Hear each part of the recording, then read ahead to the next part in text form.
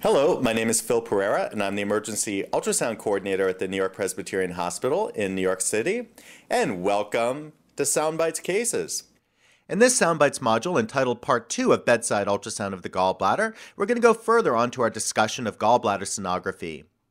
Hopefully, first of all, you've reviewed Part 1 in the series and have a basic understanding of how to perform the right upper quadrant exam, and also how to interpret the images that you will obtain. In this module, entitled Part 2 of Gallbladder Sonography, we're going to focus specifically on the spectrum of gallstone-related disease, beginning with the deposition of cholesterol crystals, known as gallbladder sludge, and microlithiasis, onto the ultrasound findings with large stone concretions that may cause biliary colic and acute cholecystitis. Here's a video clip from a patient who presented with right upper quadrant pain, and we see here the gallbladder in the middle of the image. Let's look towards the neck of the gallbladder, and we appreciate a fluid level that's made up of gallbladder sludge. We see here that the gallbladder sludge is tucked in there towards the neck of the gallbladder, but we see crystals moving up towards the fundus and towards the body of the gallbladder. I'd like to make a couple points with regard to gallbladder sludge, and the first is that occasionally beam artifact can masquerade as gallbladder sludge. However, sludge is going to be defined as having a fluid level that is going to layer out with gravity. Also, remember that gallbladder sludge can occasionally cause symptoms of acute biliary colic and acute cholecystitis in patients, so it's not a benign finding. Here's a video clip from a young male presenting with right upper quadrant pain, and as we're looking through the gallbladder, we notice here a finding within the neck of the gallbladder. We see here a concretion of gallbladder sludge and also tiny gallbladder stones known as microlithiasis. Notice that the microlithiasis has a posterior acoustic shadowing due to the blocking of sound waves through the concretions of the cholesterol crystals. So, an interesting finding on the spectrum of gallbladder disease.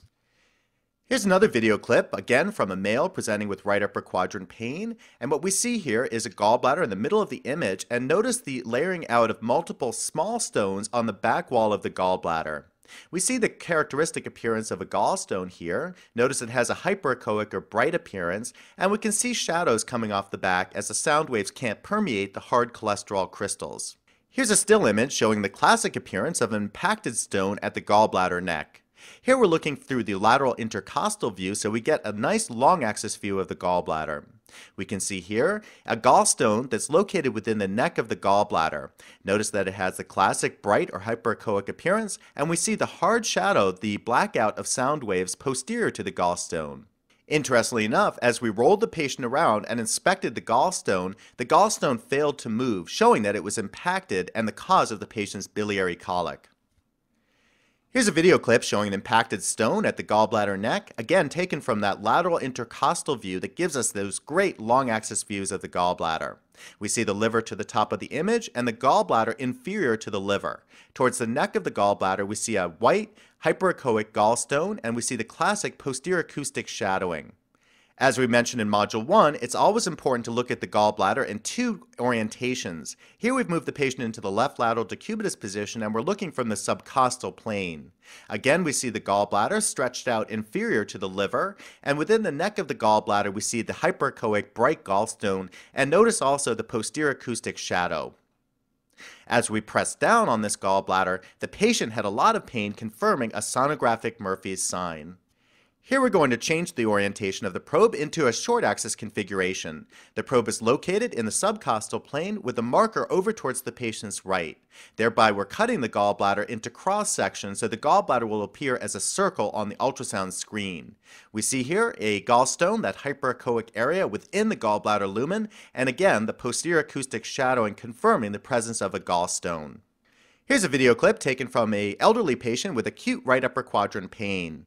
We're scanning back and forth through the gallbladder. This view is taken from that lateral intercostal view.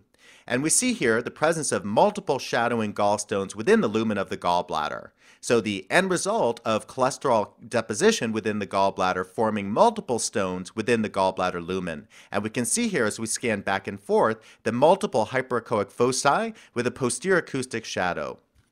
Here's an interesting video clip from another patient with acute right upper quadrant pain, and we see a distended gallbladder stretching across the screen here, the fundus located towards the right, and the neck over towards the left. Within the lumen of the gallbladder, we see multiple gallstones layering across the back wall of the gallbladder, and notice that they have almost like a small pea-like type appearance.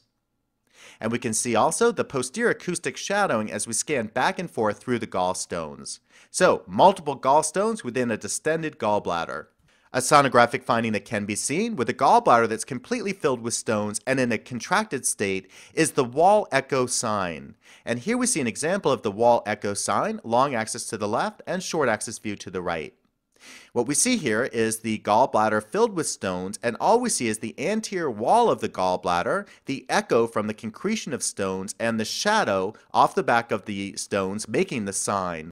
Thus, the wall echo sign pathognomonic for a gallbladder completely packed with stones and in a contracted state. And it can be occasionally difficult to find the gallbladder when all you see is the wall echo sign.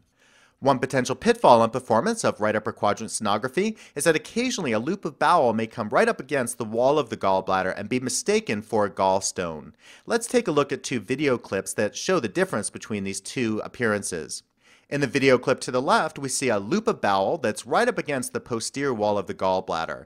Notice that it has a bright or hyperechoic appearance that could be mistaken for a gallstone. However, the loop of bowel is clearly outside the gallbladder wall and not inside as a gallstone would be. Also, let's look at the shadows that come off the back of the air-filled bowel. What we see is that there are dirty shadows, as I characterize, that are not completely dark as those that would be seen off of a gallstone. Notice that there's areas of white within the dark areas characterizing a dirty shadow.